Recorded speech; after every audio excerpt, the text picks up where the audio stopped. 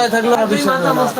আগে হয় না দাদা, আগে হয় না যে কোনো একজন আগে ইসলামে তালাক হওয়ার 3 মাস পর্যন্ত মেয়েকে বিয়ে দেওয়া যায় না।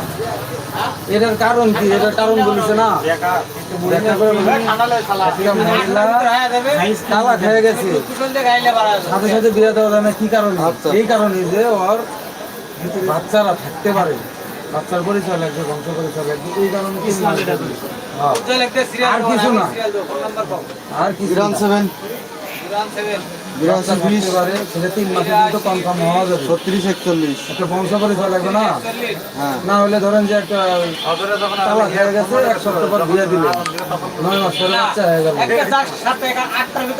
এখানে একটা প্রশ্ন থাকতে পারে না, ওই বাচ্চাটা কোন বংশের বাচ্চা? তো আর না, খারাপ না, বাচ্চা তো একজন আর বাচ্চা তো সমস্যা, বাচ্চার বংশ পরিচয়ের জন্য 18 সিরিয়াল